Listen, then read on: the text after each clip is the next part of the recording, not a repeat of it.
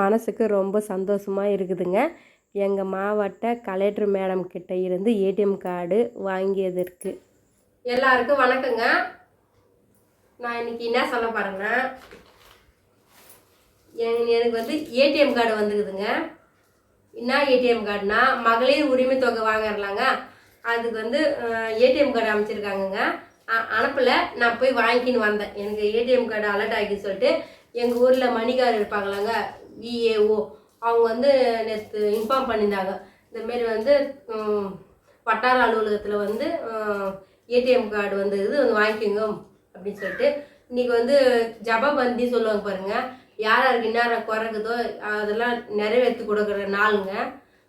பட்டா இல்லாதவங்க பட்டா, அப்புறம் சக்கரை அட்டை வாங்குறவங்க வந்தாங்க. அதுக்கப்புறம் டைலர் மிஷினு, எத்தனையோ விதமாக எல்லாருக்கும் நிறைய பேருக்கு வந்தாங்க. நிறைய பேருக்கு கொடுத்தாங்க, என்னென்னவோ கொடுத்தாங்க.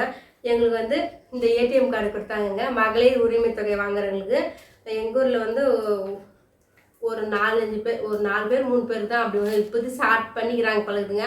அந்த 3 பேருக்கு வந்துக்குது வர சொன்னாங்க. நாங்கள் போய் வாங்கிட்டு வந்தோம். இது அந்த ஏடிஎம் கார்டு உங்கள் எதிர்க்கு ஓப்பன் பண்ணி பார்க்கலாங்க. நான் பிரிக்கவே இல்லைங்க, உங்கள் எதிர்க்கு பிரிக்கலன்றாங்க. யார் யாருக்கெல்லாம் உரிமை தொகை வாங்குறீங்கன்னு சொல்லிட்டு மறக்காமல் கமெண்ட் பண்ணுங்கள். எனக்கு நானும் வாங்கின்னு இருக்கேங்க, உரிமை தொகை வாங்குறேன். நினச்சே பார்க்கல, கலெக்டர் மேடம் வந்து கொடுத்தாங்கங்க. மேடையில் கூப்பிட்டு எங்கள் மாவட்ட கலெக்டர் மேடம் கையால் இந்த ஏடிஎம் கார்டு கொடுத்தாங்க. ரொம்ப சந்தோஷமாக இருக்குது. அடிக்கடிக்கு நான் அடிக்கடிக்கு கலெக்டர் மேடம் எதனா கையில் வாங்கினே இருக்கேன். அடிக்கடிக்க கொடுக்குறாங்க கலெக்டர் மேடம். ரொம்ப சந்தோஷமாக இருக்குது. அவங்க கலெக்டருக்கு மேடம் கையால் ஒரு ஃபோட்டோ கூட எடுத்துன்னு வந்தேன், வீடியோ எடுத்துன்னு வந்தேன். அது வேற ஒரு ஃபோனில் பிடிச்சாங்க எங்கள் மேடம் ஒருத்தர். அவங்க அனுப்பிச்சாங்கன்னா அந்த ஃபோட்டோ ஜாயின் பண்ணி விட்றேங்க. இப்போ ஏடிஎம் கார்டு போடுற இது கவர் கூட கொடுத்துக்கிறாங்க பாருங்கள்.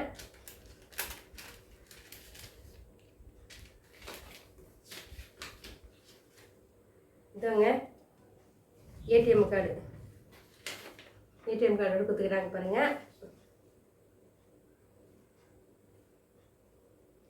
கலைஞர் மகளிர் உரிமை திட்டம்ங்க, அதுலேருந்து வந்துருக்குங்க. ஸ்டேட் பேங்க் தாங்க. என்னோடய பேர் போட்டு பொற்செல்வின்னு சொல்லிட்டு பேர் போட்டு எஸ்பிஐ பேங்க்லேயே எடுத்துக்கலாம் பழகுதுங்க. ஏன்னா அங்கே தான் அக்கௌண்ட் இருக்குது, அதனால் அப்படியே கொடுத்துருக்காங்க பழகுது.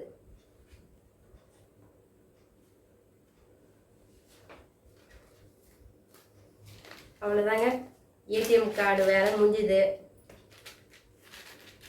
நான் வந்து எங்கள் அக்கௌண்ட்லேயே விழுந்துடும், அந்த காசு நாங்கள் எடுத்துப்போம். இப்போ வந்து இந்த ஏடிஎம்லேருந்து எடுத்துக்கலாம் போகிறது காசு. அதுக்கு முன்னாடியே வந்து ஒரு லெட்டர் அமைச்சிருந்தாங்க, உரிமை தொகைக்கு உங்களுக்கு, அதான் நீங்கள் வந்து உரிமை தொகை பெற தகுதி உள்ளவர்கள்னு சொல்லிட்டு ஒரு லெட்டர் அமைச்சிருந்தாங்க. அந்த லெட்டர் எனக்கு வந்ததுங்க. பாருங்க, பெரிய அதெல்லாம் பத்திரமா வச்சுன்னு இருக்கோம் நாங்கள். நீங்கள் யாருக்கெல்லாம் இது மேலே லெட்டர் வந்து சொல்லிட்டு மறக்காமல் சொல்லுங்கள்.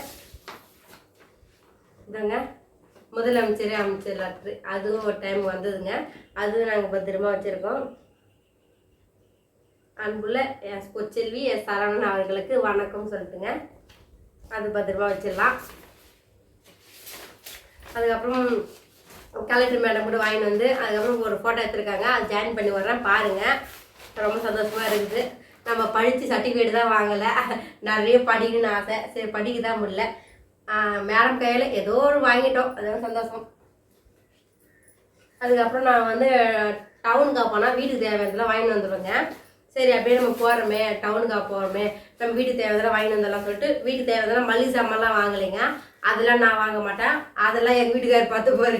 ஏன்னா அது வெயிட்டு தூக்கி வர முடியாது, அதனால் நான் வாங்கின்னு வர மாட்டேன். நான் வாங்கின்னு வர பொருளெல்லாம் என்னென்னு பாருங்கள். எனக்கு எது தேவையோ அது மட்டும் தாங்க வாங்கிட்டு வருவேன். எனக்குன்னா நான் வந்து டைலராக இருக்கலாங்க, எனக்கு தேவையானது மட்டும் வாங்கிப்பேங்க. சிசர் இல்லைங்க, டிம்மரு, அதான் நூல் கட் பண்ணுற டிம்மரு வந்து வீட்டில் இருக்கிறது பயசாகிடுச்சிங்க, நூல் கட் பண்ண மாட்டேது. அதனால் ஒரு புது டிம்மர் ஒன்று வாங்கிக்கினேங்க. அதுக்கப்புறம் மார்க்கர் வந்து காலி ஆகிடுச்சிங்க. காலி ஆகிடுச்சுன்னா ஒரு பீஸ் 2 பீஸ் தாங்க இருக்கும் வீட்டில். அதுக்கப்புறம் வந்து எங்கள் ஊர் பக்கம் கிராமம், அர்ஜென்ட்டுக்கு மார்க்கர் காலி ஆயிடுச்சுன்னா கிடைக்காது. அதனால் டவுனுக்கு போன பாருங்க, ஒரு ஃபுல்லாக வாங்கிட்டு பாருங்க, ஒரு பாக்ஸ் ஃபுல்லாக வாங்கிட்டேன். இது வந்து 20 ரூபாங்க. நம்மளுக்கு வந்து ஒரு 10 பீஸுக்கு மேலே இருக்கும், 10-12 பீஸ் இருக்குங்க. அதனால் இது நம்மளுக்கு நல்லா ஒரு 6 மாதம் 5 மாதம் வச்சுக்கலாங்க. இதான் மார்க்கர் வாங்குற வேலையே இல்லை. இது நான் அதுக்கப்புறம் சொல்கிறேன் இருங்க. எங்கள் வீட்டுக்கு எடுத்துகிட்டு வரு. அதுக்கப்புறம் நூல் வாங்கிட்டு வந்தேங்க ப்ளவுஸ் தைக்கிறதுக்கு. பஸ்ஸு டிக்கெட்டு கூட எடுத்துகிட்டு வந்துட்டு பாருங்க பத்திரமா. ஏன்னா செக்கிங் வருவாங்கன்னு சொல்லிட்டு அதனால் டிக்கெட்டு போக சொல்ல போகிற டிக்கெட்டு வர சொல்ல போகிற டிக்கெட்டு எல்லாம் பத்திரமா வச்சுப்பேன். என் ஹேண்ட் பேக்கில் டிக்கெட்டுங்க தான் இருக்கும். அதுக்கப்புறம் இந்த நூல் வாங்கின பில்லு எல்லாங்க வீட்டில் வந்து தான் போடுவேன். எது இருந்தாலும் மேக்ஸிமம் நான் அனாவசியமாக எந்த ஒரு காயத்தையும் வெளியே போட மாட்டேன். எது இருந்தாலும் வீட்டில் எதாவது தான் போட்டு வச்சுப்போம். பாருங்க நூலில் வந்து இந்த நாங்கள் ஒரு கடையில் ஃபஸ்ட்டு ஒரு கடையில் வாங்கினேங்க. ஒரு டைம் அர்ஜென்ட்டுக்கு புது கடையில் ஒரு டைம் நான் வாங்கிட்டேன். அந்த நூல் நல்லாவே இல்லை. ப்ளவுஸ் தைக்க கட் ஆகினே போகும். இந்த நூல் வந்து நல்லா பார்த்து வாங்கணும். எப்படி பார்த்து வாங்கினீங்கன்னா இந்த துரைக்கா இருக்கும் பாருங்க, அது வந்து நல்ல நூல் கிடையாது. நைஸாக சுற்றி வச்சுருப்பாங்க. அந்த நூல் தான் நல்ல நூல். அந்தமாரி பார்த்து வாங்குங்க. கொஞ்சம் திரியாக நூல் பெருசாக இருக்கும் பாருங்க, பார்த்தீங்கன்னா தெரியும் திரியாக இருக்கும். நூல் சுற்றி வச்சுருப்பாங்க. அந்த நூல் நல்ல நூல் கிடையாது. அது நல்ல நூலில் மட்டமான நூல், குவாலிட்டி கம்மி. அந்த நூல் வாங்காதீங்க. ஏன்னா புதுசாக கற்றுக்கிறவங்களுக்கும் வயசாக தைக்கிறவங்களுக்கும் அடிக்கடி நூல் கட் ஆகினே இருக்கும். எனக்கு கூட அடிக்கடி நூல் கட் ஆகினே இருந்துச்சுங்க. ரொம்ப பிபி ஏறிடும். அதுக்கப்புறம் அந்த ஒரு பாக்ஸ் நூல் நான் அதுக்காக வச்சுட்டேன். தைக்கத்தே இல்லை. ரொம்ப இந்தமாரி நல்லா நைஸாக சுற்றிருப்பாங்க பாருங்கள். வெளிச்சிட்டு தான் இல்லைன்னு தெரியல உங்களுக்கு. நீங்கள் போனீங்கன்னா உங்களுக்கு நூல் பார்த்தீங்கன்னா கரெக்டாக தெரியும்.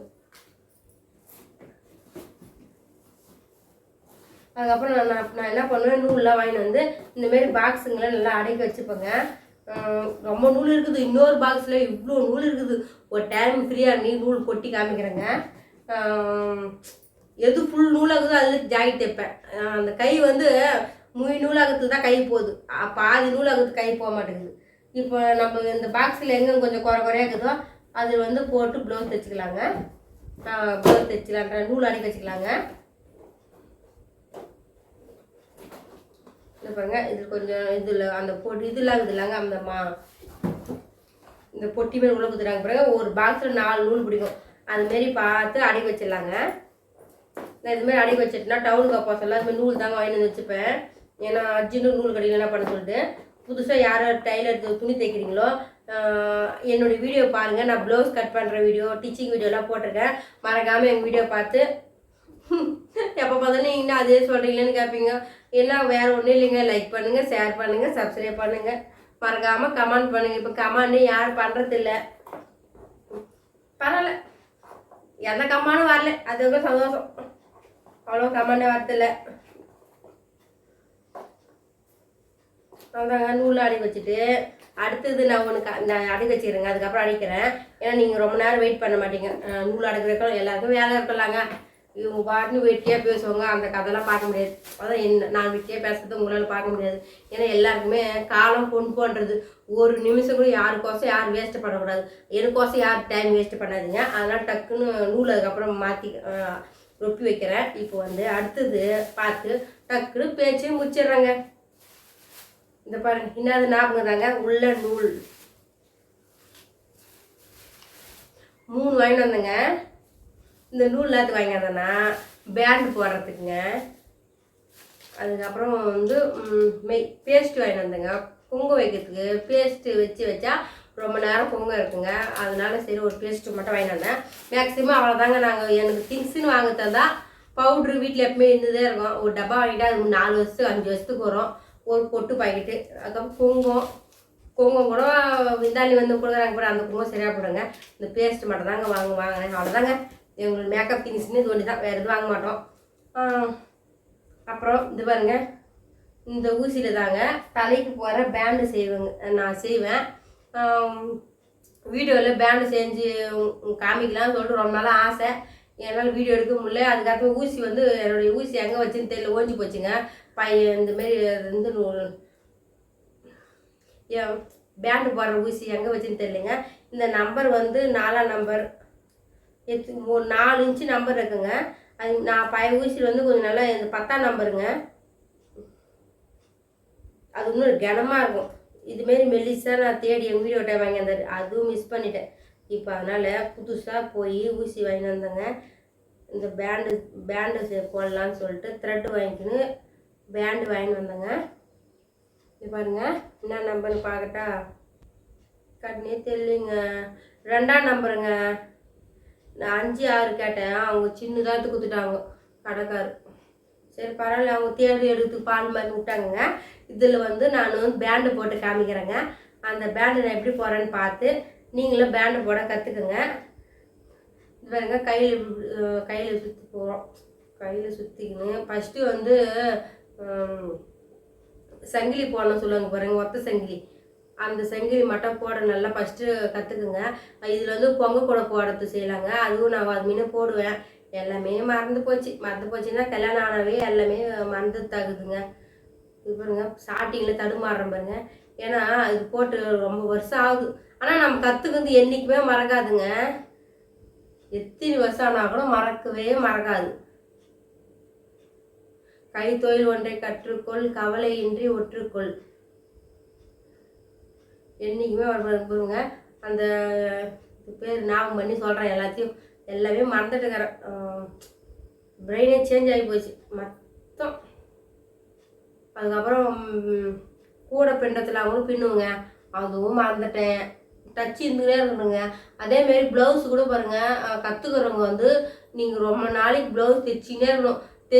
ரொம்ப ப்ளவுஸ் தைச்சிங்கன்னா தான் நல்லா மனப்பாடமாக ஆகிடும். அதுக்கப்புறமேட்டு விட்டிங்கன்னா கூட விட்டு தைக்கலாம்.